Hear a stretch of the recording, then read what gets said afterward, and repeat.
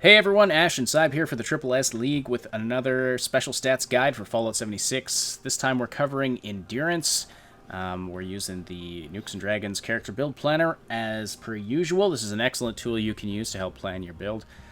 Endurance is a stat that basically has to do with the survival elements of the game. It's big on that. It also directly affects your hit points, and it affects things like hunger and thirst, and your chances of getting diseases and things like that. So we're going to go through all of that. So most of this tree is dealing with food and dealing with diseases from the environment or from other things, reducing some of the costs for using like chems and stuff like that. So just overall, in general, if you're finding that food and drinking are really annoying, or you just hate dealing with diseases, period, and you can never find a cure disease, and you just absolutely hate dealing with that whole thing, and you just want to remove as much of that from your gameplay as possible, this is probably the tree for you. You've got a ton of abilities in here that are going to make it so that when you're eating food, it's going to make it easier on you.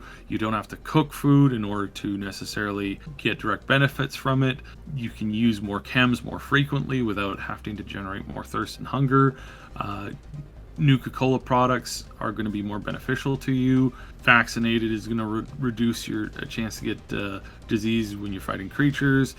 There's also some that is going to reduce the chance from the environment, natural resistance. Basically, that's where the majority of this stuff is.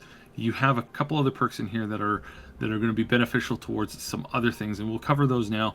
But basically, overall, a lot of this stuff for me was absolutely not necessary, and a lot of it is kind of pointless. Like Iron Stomach reduces the chance to, get disease from food, reduced by 90% at 3 points. This is a huge investment for something that most players don't even like. You're only really at risk of it if you're eating spoiled food.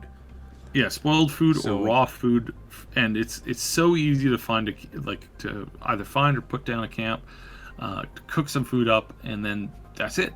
That's how you handle that. And honestly, I'm not. It's not that much of an issue, and I never really found myself needing to do any of this. There's a couple of cool ones in here. For example, cola nut. Nuka-Cola products are 3 times as beneficial. That is super helpful because there's tons of different Nuka-Cola out there. Gives you really strong buffs, instantly refills your energy, gives you a huge heal. This is probably really helpful. And if you're starving for points in intelligence and you're not able to equip some of those the Stimpack bonus ones, then this is a great way to go because Nuka-Cola is pretty common. And again, there's going to be ways to make it down the road. And so having this on you, probably quite huge and definitely something that you should consider. But moving on from that, Homebody is a perk that gives you health regeneration while you're in a camp or in a workshop. Again, not super useful in most cases. In most cases, once you get home, you probably have an abundance of like food and stuff on you. You just pound some of that down. One ability that is really nice is the Adamantium Skeleton. This gives you a chance to completely ignore limb damage. Super helpful. Probably a must-have for PvP because you're going to encounter a lot of shotgun or melee-focused PvPers, which are going to be targeting your limbs to basically, if you can cripple somebody, you're pretty much going to win. Solar powered is pretty decent because it's going to give you bonuses for strength and endurance between a certain time of day. Not necessarily the best one, but might be useful. Another good card to have is Chem Fiend, which is going to make chems last 90% longer, which is or 100% longer, and it's pretty decent. If you're utilizing chems a lot, might be something you want to look at. I didn't use a ton of chems, although in PvP you really should be. You should be using either Med-X or whichever one to help your damage, like a Psycho. Aqua Boy and Aqua Girl is basically a must-have if you plan to do any like water exploration. It's 1 point, and it completely removes radiation damage when you're swimming. And lets you breathe underwater. So yeah, really interesting. I'm not sure how much there actually is to explore in the water, but I would think, the very fact that they include this as a card means there must be something you can find. So yeah, this is, if you happen to come across this one, you might want to grab it and then slot it in when you need it. Yeah, fireproof is going to give you 60 fire resistance. I didn't see a lot of fire-based damage, so this one's going to be, again, I think pretty situational. Ironclad, however, I'm going to be putting in probably 5 points into endurance just so I can take this, because this is, again, it's like, while not using power armor, this is a huge damage resistance, and this can be very, very good down the road. Revenant gives you a damage bonus for 2 minutes after a player revives you. So 25% at rank 1, 50% at rank 2. So if you're in a fight and you go down, and then somebody stimpaks you back up, you have potentially a plus 50% damage bonus against whatever you're fighting. I can just imagine this like in groups. It's like, okay, we're about to take on the Scorch Beast. Let me just jump off this bridge without my power armor so I can die, and then you just res me back up. It's like you're gonna see 3 people jump from a bridge. They're all gonna go down. Then one guy's gonna res them all, and then they're gonna start the fight. Next card is gonna be radiation resistance. Now this one, I guess overall might be useful, but I think where you're really gonna want to tack this on is when you're going into like heavily irradiated areas. I'm not particularly sold that this is a must-have card. I think this is maybe, again, kind of situational. Yeah. So. Ghoulish. If you slot this one in, radiation actually regenerates your lost health. If you want to turn those rads into a benefit, you might want to grab that one. And then Radicool also. The greater your rads, the greater your strength. So you can get up to +5 strength if you are highly irradiated. This is, again, it's like, I don't know if the cost to your overall health pool is worth it in these cases. But it's definitely interesting that they added that in. Definitely, like, I like these because they fit into the lore really well and explains why, like, feral ghouls are the way that they are. But again, as far as like playstyle or must-haves, I don't necessarily think it's a great idea. But who knows? If it stacks, if it can push you from 15 max strength to 20 max strength, then there definitely might be some room to play with that. Yeah. All night long, you suffer 20% less from hunger or thirst, up to 60% at rank 3. So if you don't want to have to eat and drink as much, you might want to grab that one.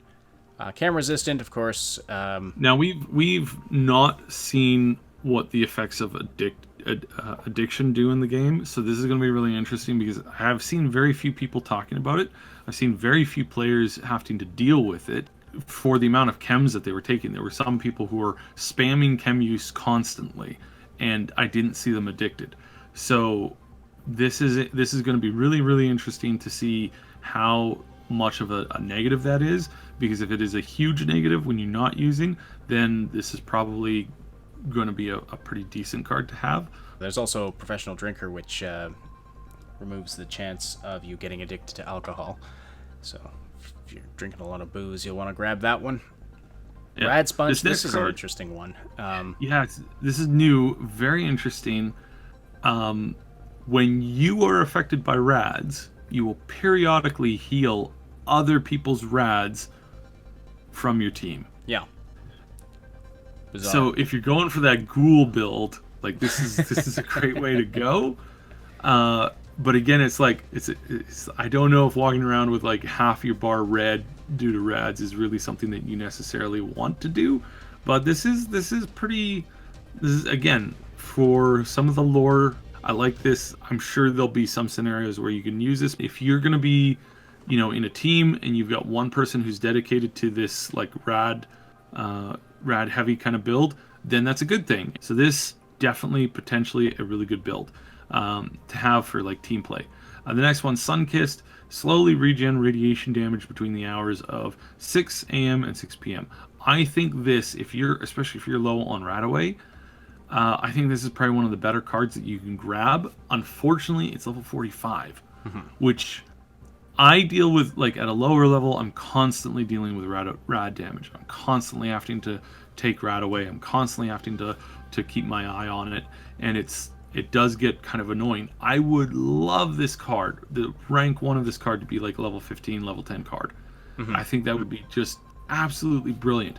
But in this, it's such a high level 1, and depending on how well it works, you might just need you may just put one point in it, and then you might keep it on you all the time, and then every time the sun's up, instead of having to take Radaway, you just naturally clear up yourself. So same thing, exactly the same thing applies for photosynthetic, and you're just going to regain health. There's also professional drinker.